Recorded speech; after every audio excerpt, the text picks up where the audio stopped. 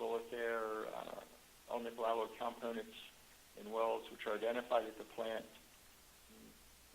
Let me back up. The first bullet relates to things that are covered by ASME code in 5055A. Also, all nickel alloy components in wells which are identified at the plants in accordance with F3 MRP 126.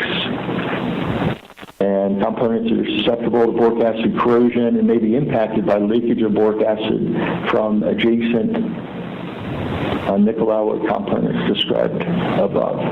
Protection of aging effects, inspections are either conducted in accordance with 10 CFR 5055A for those components addressed there. Other components are inspected in accordance with MRP 126.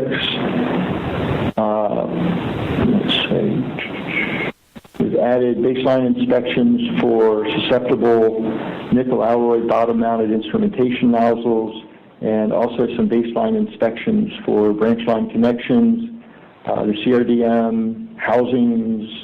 We're less certain of that at this point. This is one of the changes that may occur prior to issuances for public comment in December.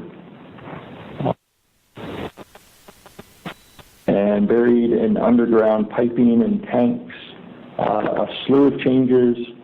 One of the major changes at this point is that based on operating experience since 2010, the number of inspections that are called out in the AMP are being reduced.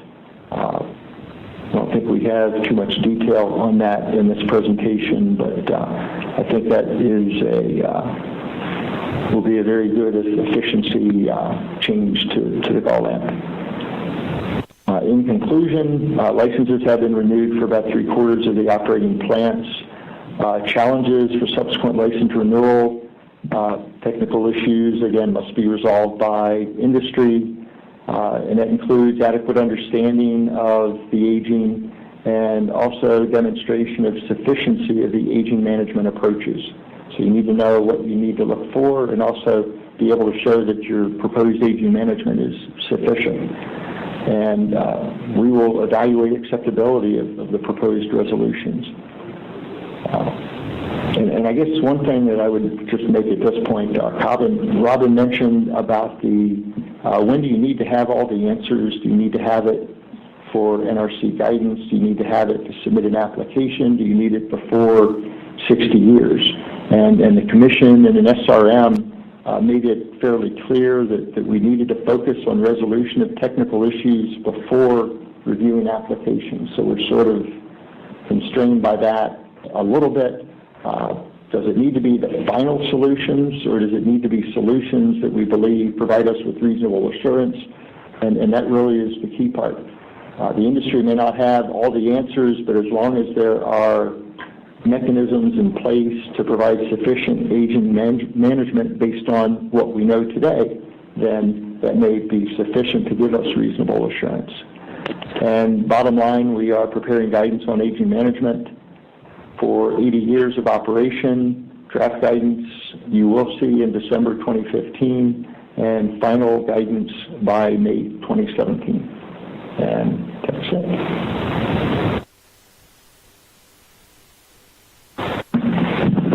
Any questions, Glenn? Go to slide 13.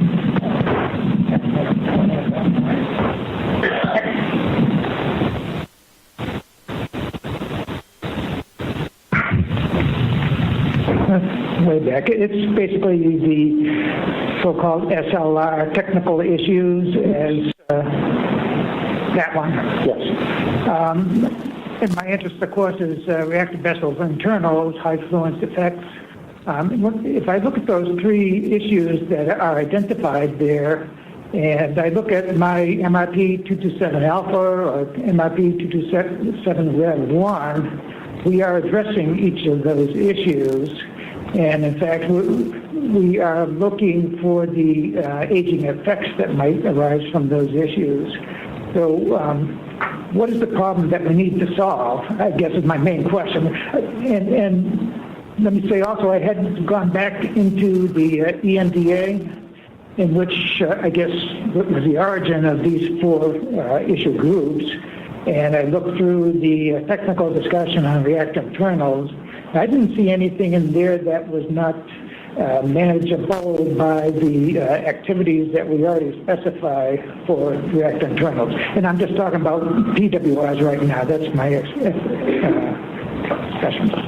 Yeah, I guess my response to that would be that MRP 227A says 60 years, and we're not aware that the industry has done the review for 80 years. These technical areas really of concern are topical. To do an application, to do aging management, you really need to get down to the component and the piece part kind of a level. And without that kind of an evaluation, then on a generic basis, then we can't approve a generic program. My expectation, I think everybody's expectation, is that 227A would be the starting point for aging management for 80 years, much as we've used GAL as the starting point for aging management for 80 years. So could the program be sufficient? That's to be demonstrated, and so far that has not occurred. Is there a need for more data at high fluence for internals? My guess is there might be some holes there that need to be filled. I know we have in research some activities that may provide some additional data, but we have things, for example, cast-off-Semitic stainless steel, that there's really a dearth of data for irradiation and thermal embrittlement levels in the range that we're really interested in. So there's some of those kinds of uncertainties remain with us even from the 60-year evaluations.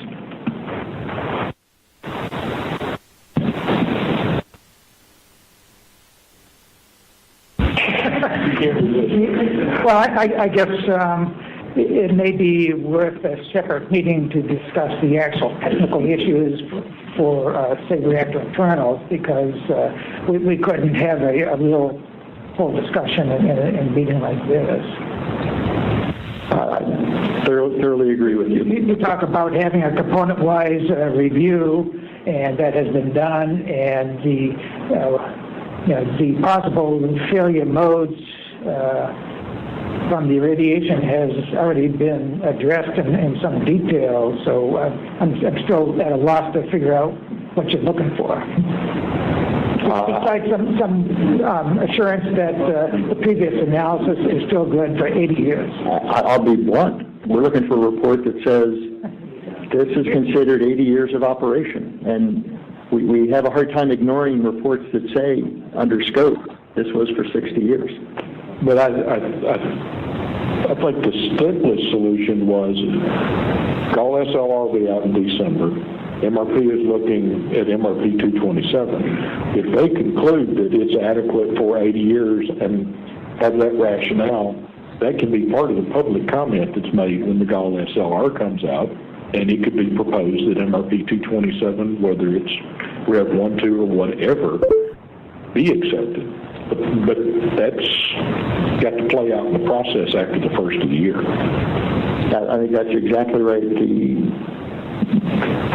We sort of would have two processes going on. One would be the generic review of 227 for SLR and the GAL SLR process. So how they interact would be a little bit of a challenge. Because my guess is that the GAL process, we would want it to go fairly quickly so that we have guidance out there. The MRP SLR review might be a little more involved. That might take a little bit longer time frame. Other questions or comments? Probably the last shot you're going to get at the DLR until December. You got questions for them? Okay.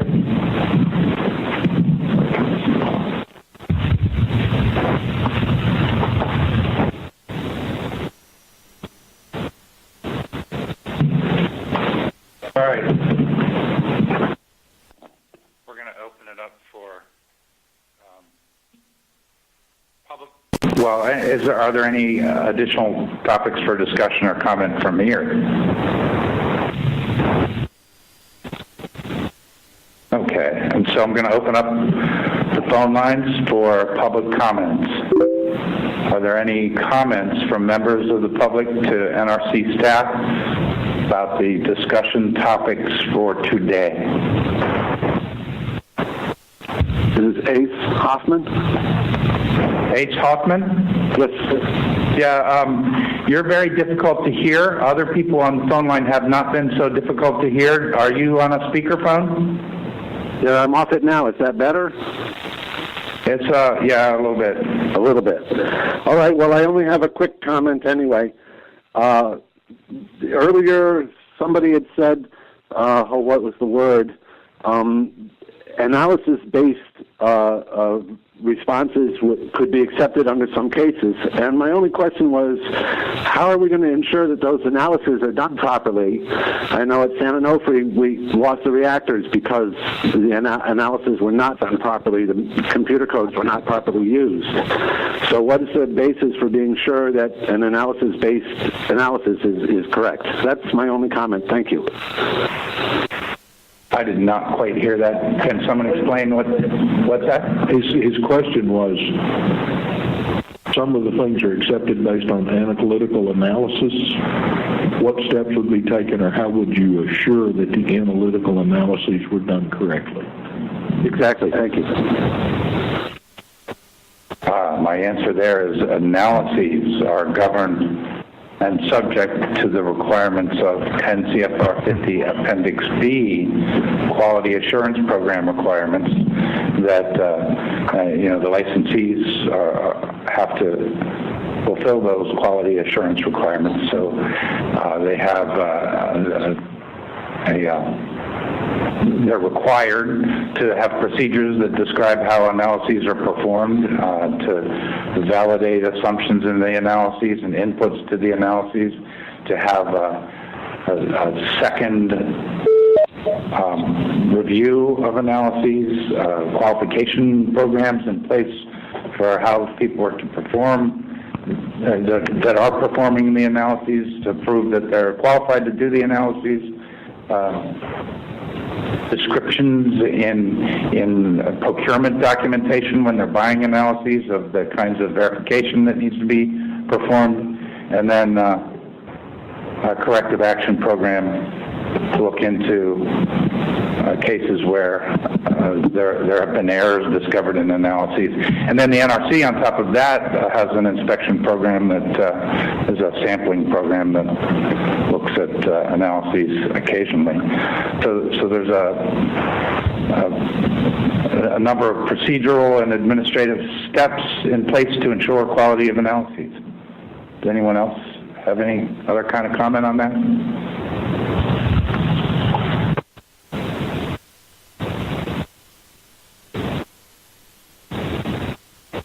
No. So that's the answer. Are there any other public comments? This is Ruth Thomas, and I've been on the call yesterday, but I don't know whether it went to 5:45, but I didn't last that long. And I am having trouble following. Is there something printed up, or maybe I don't have the right subject down here? It's the subject is stress, corrosion, cracking, fractures. Is that just in alloys of stainless steel, or is it in all? Is this something that they're testing for all metals? In general, stress, corrosion, cracking doesn't occur in metals and only occurs in alloys. And it occurs in a variety of alloys. Stainless steels. It depends on the environment and the stress and the alloy. I see. Well, that helps me. Is that what they mean by dissimilar alloys or dissimilar? That word dissimilar, does that mean it's not all a particular metal? Dissimilar metal welds, we use that term a lot, and it means there are two or more alloys involved in a joint. So typically a dissimilar metal weld, there's one weld metal, and on one side there's one alloy, and on the other side there's a different alloy pipe or component. I see. And the different alloys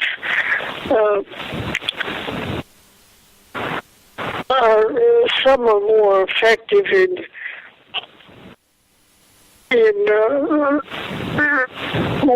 effective in terms of resisting stress. Is it in other words, this is a generic meeting, so that no matter what type of facility it is, whether it's a reactor or a cast, since they all use alloys, that is something that needs to be thoroughly understood. If I interpreted your question correctly, the answer is yes. Some alloys are more resistant than others. Well, I don't want to take up time asking more questions. What do you suggest would be the handout or the slide or the visual or something that would there will be explain this? Because is this something that has been asked? This subject has been asked to be studied by the NRC or by the industry? Both. And not just the NRC and industry, but many other industries. It's a phenomena that occurs across all applications of alloys. All applications. Yeah, bridges and trains and submarines and planes and forks and dishwashers and hoses, hose clamps and fireplaces and dental x-ray machines. Well, boy, that's a lot. Let's see, there's one... And Christmas tree stands.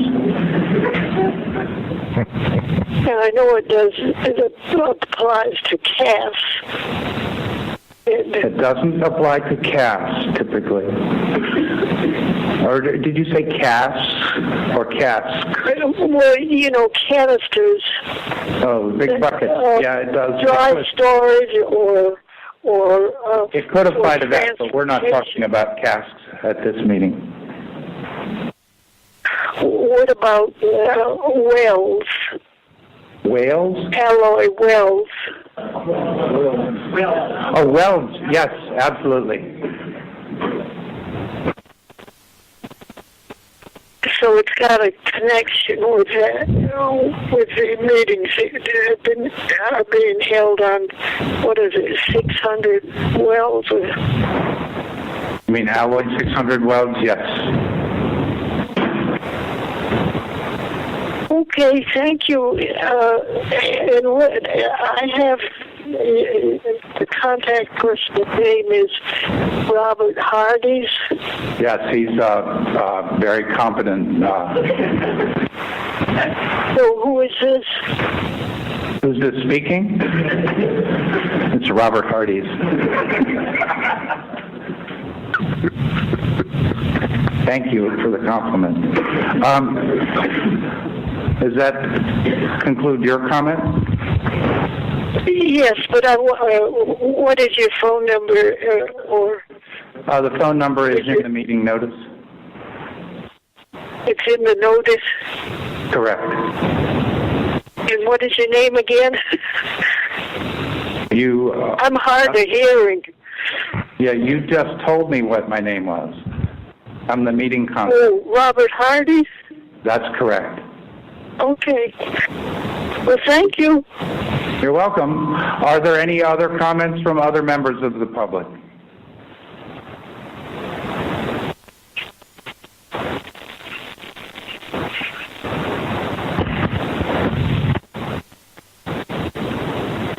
Don't hear any.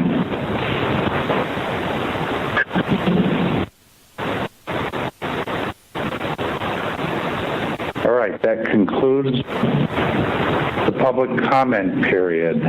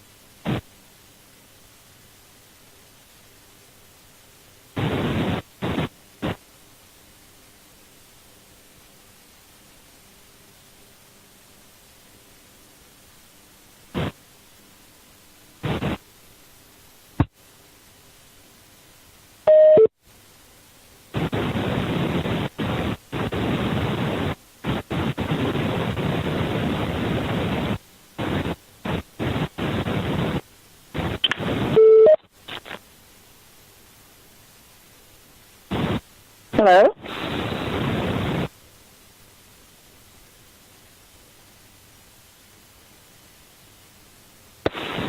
Hello? Hello? Who's this? This is Ruth Thomas. Oh, did the meeting already end?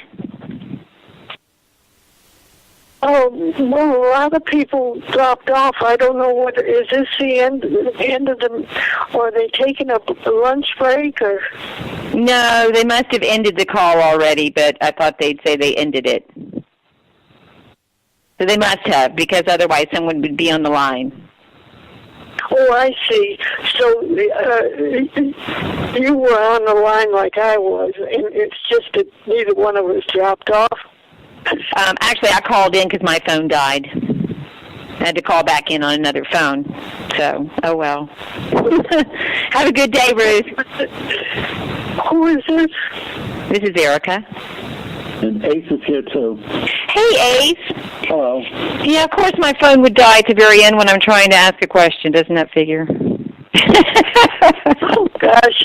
After waiting all that time? Oh. Yeah, pretty much pain in the butt, but I guess I'll have to catch them on the next one. Hey, Ace, did they say when they were having their next meeting? No. No, this is, as far as I know, all they have is a comment period coming up. And they didn't say when that was either, right? No. Oh, okay. Yeah, I guess the thing I was going to ask in particular was, you know, how are they seismically qualifying these full structural metal welds? So we've got quite a few of them over here at North Anna, and obviously it's probably all just guesswork like usual. So anyway. What is your name? I'm Erica Gray. Oh. Yeah, I knew your name.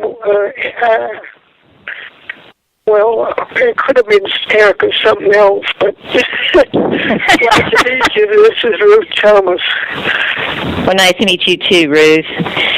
Well, Ace, are you still there? Yes, I am. Yeah, well, I guess, keep in touch with me if you would, and I know you said you sent out your newsletter, so, keep me posted. Otherwise, yeah. Hopefully there'll be one soon, because I just got a big report from one of the guys that helped clear Sanofi. Oh, yeah? Yeah. I was going to say, there was something recent, was it San Onofre, the one with the lawsuit with the collision? No, where was that? Is that the lawsuit that's going on? Is it with San Onofre? I think you're talking about Diablo Canyon now. Oh, is it the Diablo Canyon one that they find the, I read something recently. Seismic stuff? Yeah. Well, that's good. Well, stay on them. I mean, at least, I can't imagine with the recent information coming out on, the risk of earthquakes and everything. I mean, it's just crazy to have anything there on the West Coast. But, I'm over here in Virginia, and our facility was, actually knowingly built on a fault line. So it's kind of stupidity continues. So, stay in touch. Okay. And, if you obviously, I think you're on the other listserv, aren't you? Do you do I get so much stuff I can't keep up. The list of what? The listserv, what is it, No Nukes Y'all or something? No, I'm not on any. You're not on that one? No. Okay, well then I guess just keep in touch with me and let me know if you end up hearing about the comment period coming up. We've got stuff always happening here because North Anna is going to be getting an amendment for their dry cask storage pad so they can put that experimental cask on it. And, of course, they won't tell me when that's coming up, so I have to keep, looking for the docket that hits the page. So it's kind of a pain in the butt. Well, this meeting was pretty important because it looks like they're settling how they're going to, what inspections they're going to do to go from 60 to 80 years. Well, and the thing is, North Anna 1 and 2, I think they're 40 years is up in, 2018, but they already filed for their license extension in 2000, I want to say it was 2003 or 2007. So they approved, they gave them their 20-year life extension, some years ago. So I'm just wondering if that picks up on when they got the extension, or does that pick up when it was supposed to expire and then they got on, you know what I mean? Yeah. Do you know how that works? No. So anyway, when they got their renewal, that was way before our earthquake. That was way before any of these full structural metal welds were done on the hot legs, this, that, and the other. We got a lot of crap up here that's been, welded and re-welded. So I'm not convinced that it could even last a 20-year extension. They gave them, surely not 80 years. I think that's a pipe dream. They have trouble, getting people in there to do the welding because of the high doses. So I don't know how they're even expecting to go to 80 years. I think that's insane. I think it's a pipe dream. I think they just want to try to keep them clunking along. Unfortunately, we're probably going to have an accident within the next 20 years somewhere anyway. Yeah, because what they really mean is they're just going to keep them running until it gets too expensive to replace the parts, and then something breaks that they don't want to replace. Right. I'm documenting because it's really interesting. A few years ago, when that issue of the hot leg came up, it shows that they didn't know they had through-wall cracking going on until they got in there to do some machining. And then all of a sudden they were, oh, we've got some, through their cracks going all the way through, and so they filed for that, what is it, some amendment, and what they do is they just put a full metal weld on it, and you kind of go, well, it's kind of like, really? Just cover it all up. Let's. I don't think they can, because I read some other documents.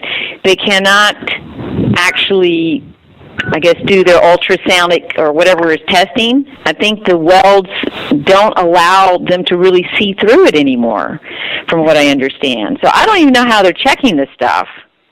You know, it's Interesting point. Yeah. you know, I have no idea. So, you know, it just kind of shows that they're just kind of like behind the curve, because it did show that they couldn't see stuff with their other tools that they had, and they just stumbled across these cracks. And so, you know, they're just doing a lot of guessing, like always, and hoping.